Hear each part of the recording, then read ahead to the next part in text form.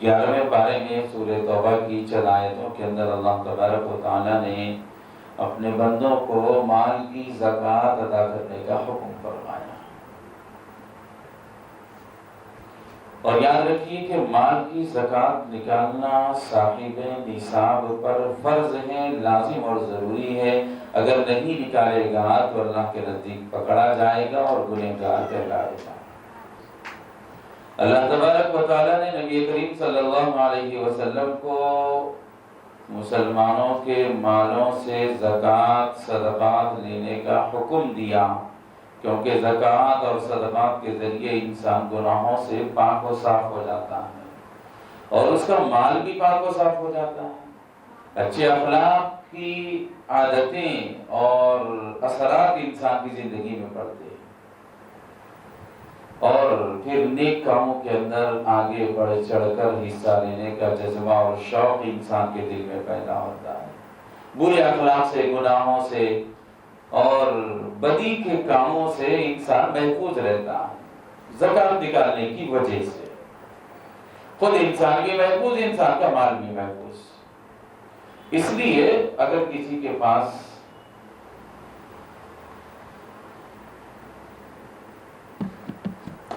सत्तासी ग्राम सोना है या किसी के पास 612 ग्राम चांदी है तो उसके ऊपर ज़कात वाजिब हो जाती है।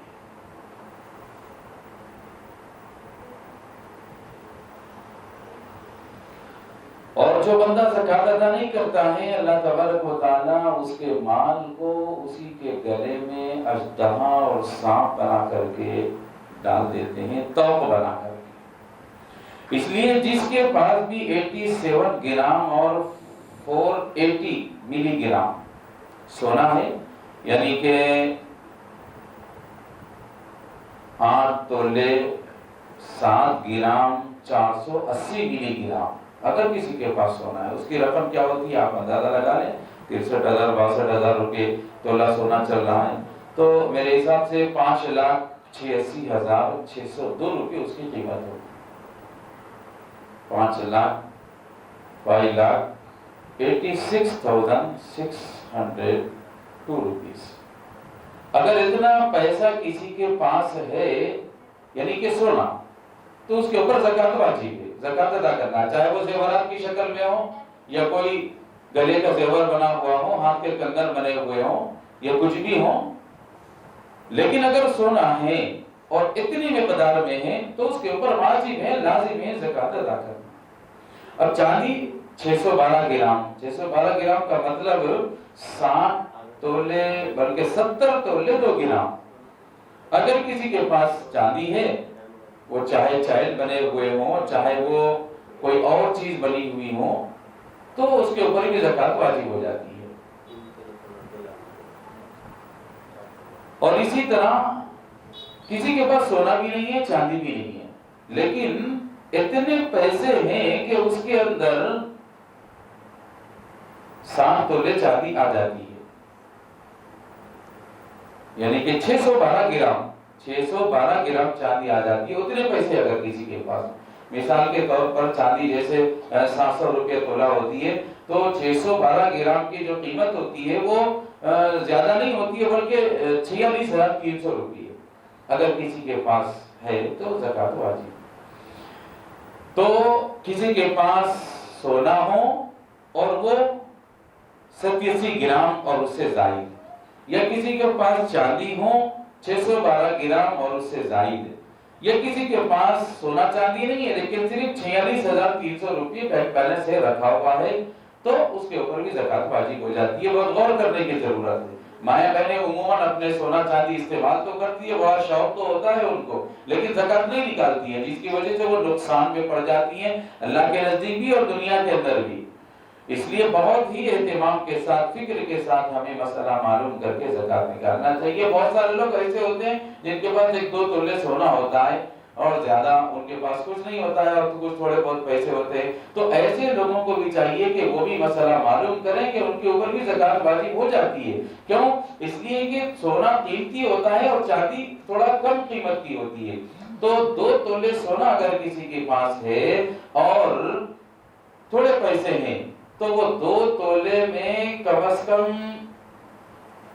612 گرام چاندی آ ہی جاتی ہے، 612 گرام چاندی آ ہی جاتی ہے، یعنی کہ 2 تولے کی قیمت جو ہوتی ہے وہ 63,000 ملا کر کے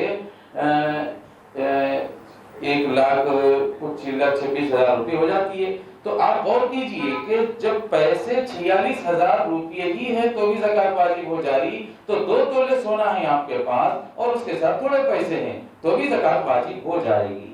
ہاں، ایک صورت یہ ہے کہ صرف آپ کے پاس سونا ہے، اس کے علاوہ کچھ بھی نہیں ہے، چاندی بھی نہیں ہے، بینک بیلنس نہیں ہے، پیسہ نہیں ہے، کچھ نہیں ہے، لیکن سونا کتنا ہے بھائی؟ 5 تولے ہے یا 6 تولے ہے، تو آپ کے اوپر زکوٰۃ واجب نہیں۔ یاد رکھیے گا، صرف سونا ہے، اس کے ساتھ چاندی بھی نہیں ہے، پیسے بھی نہیں ہے، خالی سونا ہے، تو خالی سونا ہے تو 87 گرام ہونا ضروری ہے، اس سے کم ہے تو زکوٰۃ واجب نہیں۔ یا دوسرا مسئلہ ہے کہ آپ کے پاس چاندی ہے، صرف چاندی، سونا بھی نہیں ہے، پیسے بھی نہیں ہے، صرف چاندی ہے، کتنی ہے؟ 612 گرام سے کم ہے تو بھی آپ کے اوپر زکوٰۃ واجب ہے۔ یا سونا بھی نہیں ہے آپ کے پاس، چاندی بھی نہیں ہے، پیسے ہیں، کتنے ہیں پیسے؟ 30,000 روپے بس، اس سے زیادہ نہیں ہے تو بھی آپ کے اوپر زکوٰۃ واجب نہیں۔ سونا اگر ہے تو 87 گرام ہونا، اور چاندی اگر ہے تو 612 گرام ہونا، پیسے اگر ہیں تو 46,000 روپیز ہونا، یہ کمپلسری ہے۔ اگر اتنا ہے تو زکوٰۃ واجب، یا 100 تھوڑا تھوڑا ملا کر کے ہے تو بھی زکوٰۃ واجب ہو جاتی ہے۔ آپ کے پاس کون سی چیز کتنی ہے وہ آپ معلوم کر لیں، اور معلوم کر کے جو ہے زکوٰۃ ادا کر لیں۔ زکوٰۃ کا ادا کرنا بہت ضروری ہے، یہ ایک فرض ہے ہر مسلمان عاقل بالغ مرد عورت صاحب نصاب کے اوپر۔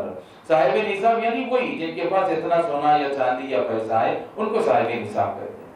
غرض ہے کہ اللہ تبارک و تعالیٰ نے قرآن مجید کے اندر یہ حکم دیا ہے کہ اپنے مال کی زکوٰۃ ادا کرتے رہو، ورنہ یہی مال کل قیامت میں تمہارے لیے اژدھا بن کر کے ڈسے گا اور کہے گا کہ انا کنزکا انا مالکا، میں ہی تمہارا وہ خزانہ ہوں، میں ہی تمہارا وہ مال ہوں جس کو تم جمع کر کر کے رکھتے تھے دنیا میں اور اس کی زکوٰۃ ادا نہیں کرتے تھے اور یہ سمجھتے تھے۔ آج کل تو لوگوں کے عجیب و غریب دماغ ہے، ماؤں بہنوں بزرگوں اور دوستوں ناظرین اور سامعین، یہ سمجھتے ہیں کہ ہم اگر اللہ کے راہ میں اور اللہ کے حکم کے مطابق اللہ کی دی ہوئی اسی دولت کو کچھ خرچ کر لیتے ہیں تو ہمارے ذہنوں میں یہ بات آ جاتی کہ میرا پیسہ کم ہو جائے گا۔ 1,00,000 کو 2,500 روپے زکوٰۃ ادا کرتے ہیں، جس کو 2.5% کہتے ہیں، 2.5% کہتے ہیں، اور حصے کے اعتبار سے اگر دیکھا جائے تو 40واں حصہ سیدھے سیدھے ایک چیز جو بھی ہے آپ کے پاس سونا ہے اس کے 40 حصے کر لو، 40واں حصہ زکوٰۃ میں دے لو، چاندی ہے اس کے 40 حصے کر لو، 40واں حصہ زکوٰۃ میں دے لو، وہی پڑتا 2.5% بولو یا 40واں حصہ بولو، دونوں ایک ہی چیز ہے۔ تو اگر ہم اللہ تبارک و تعالیٰ کے دیے ہوئے مال میں سے اتنے مختصر سا پیسہ بھی اگر دے دیں تو ہمارے ذہنوں میں یہ بات آ جاتی ہے کہ میرا پیسہ کم ہو جائے گا۔ حالانکہ اللہ تبارک و تعالیٰ فرماتے ہیں کہ یہ مال و دولت کی زکوٰۃ نکالنا، سونے اور چاندی کی زکوٰۃ نکالنا تمہارے اوپر فرض ہے، لازم اور ضروری ہے، اس پر تمہیں اجر و ثواب بھی ملے گا اور تمہیں اللہ تبارک و تعالیٰ برائیوں سے پاک بھی فرما دیں گے اور تمہارے مال کی بھی حفاظت کر لیں گے۔ 2-3 باتیں اللہ تبارک و تعالیٰ مال کی زکوٰۃ ادا کرنے پر فرماتے ہیں، اور ہم ہیں کہ اپنے ذہنوں سے یہ سمجھ لیتے ہیں کہ مال کم ہو جائے گا، مال کم ہو جائے گا، مال کے اندر کٹوتی آ جائے گا۔ کیا پتا کہ اگر آپ زکوٰۃ ادا نہیں کریں گے تو کہیں کوئی بیماری آ جائے اور سارا کا سارا پیسہ بیماری میں چلا جائے تو کیا کر لو گے؟ اس لیے اللہ اور اس کے نبی کے احکام کے اوپر عمل کرنا، دل و جان سے عمل کرنا، خوشی خوشی عمل کرنا ہر مومن کے لیے لازم اور ضروری ہے۔ بھائی جب دولت دی ہوئی اللہ ہی کی ہے اور وہی اللہ ہم سے زکوٰۃ مانگ رہا ہے، کچھ حصہ نکالنے کے لیے حکم دے رہا ہے، تو ہمیں کیوں ناگواری محسوس ہو؟ یہاں تک کہ جان بھی اللہ ہی کی دی ہوئی ہے، اگر وہ لے لیتا ہے تو ہمیں اعتراض کا حق حاصل نہیں۔ لیکن چیز آئے کہ انسان اپنے مال کے خرچ کرنے میں اور دین کے کاموں میں اور زکوٰۃ کے ادا کرنے میں، صدقات کے نکالنے میں، فطرات کے ادا کرنے میں، اپنے رشتہ داروں اور اپنے خاندان کے ضرورت مندوں کے اوپر پیسہ استعمال کرنے میں، ان کی بیماریوں میں ان کی مدد کے اندر پیسہ استعمال کرنے کے لیے پتہ نہیں کیوں پیچھے ہٹ جاتا ہے۔ اس لیے اللہ تبارک و تعالیٰ نے حکم دیا کہ جب تک زکوٰۃ ادا نہیں کرو گے اپنی ذمہ داری سے سبکدوش نہیں ہوگے، اور زکوٰۃ ادا کرنا بالکل ضروری ہے۔ اگر نہیں ادا کرو گے تو یہی زکوٰۃ کا مال کل تمہارے لیے ایک گنجا سانپ بنا دیا جائے گا، اور ایسا خطرناک رہے گا کہ جس کے سر کے بال ختم ہو جائیں گے۔ علماء نے لکھا ہے، محدثین و مفسرین نے، کہ زہر اتنا زیادہ رہے گا اس کا کہ اس کے زہر کے اثر سے اس کے سر کے بال ختم ہو جائیں گے۔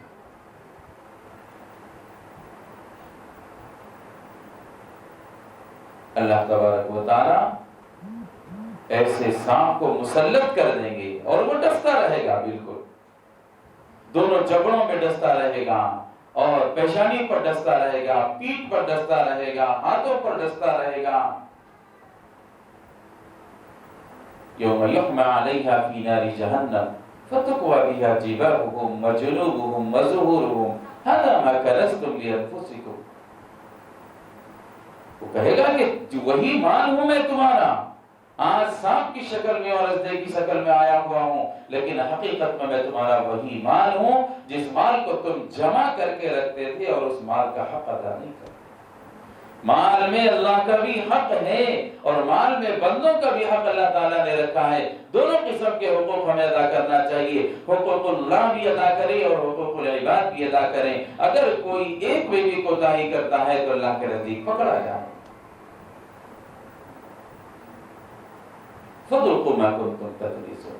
آج میدان حشر میں جب تمہارے لیے فیصلہ کر دیا جائے گا جہنم میں جانے کا تو چکو اور مزہ چکو، مال کے جمع کرنے کا مزہ چکو جو تم نے دنیا میں کیا ہے، بخل کیا ہے اور یوں سمجھا کہ مال کم ہو جائے گا اس لیے کیا زکوٰۃ ادا کریں، نہیں ادا کروں گا وغیرہ وغیرہ، جو کچھ بھی تم سوچ لیتے تھے دنیا کے اندر اور مال کی زکوٰۃ ادا نہیں کرتے تھے، تو آج اس کی سزا تم کو دی جائے گی اور اس کا مزہ چکھتے رہو۔ اس لیے مردوں کو بھی چاہیے کہ وہ زکوٰۃ کے سلسلے میں ادائیگی کے سلسلے میں فکر کریں، عورتوں کو بھی چاہیے کہ وہ زکوٰۃ کی ادائیگی کے سلسلے میں فکر کریں، اور ہاں جو چیزیں ہمارے گھریلو ضروریات اور گھریلو استعمال کی ہیں ان کے اوپر زکوٰۃ واجب نہیں ہے۔ جیسے کار ہے ہمارے پاس تو کتنی ہی قیمتی رہنے دو اور اربوں کروڑوں کی رہنے دو، اس کے اوپر زکوٰۃ واجب نہیں۔ گاڑی ہے، موبائل فون ہے، اس کے اوپر بھی زکوٰۃ واجب نہیں ہوتی ہے۔ کپڑے ہمارے پہننے کے کتنے ہی قیمتی رہے اس کے اوپر زکوٰۃ واجب نہیں۔ کھانے پینے کے برتن ہیں ہمارے، وہ کتنے ہی قیمتی رہے اس کے اوپر بھی زکوٰۃ واجب نہیں۔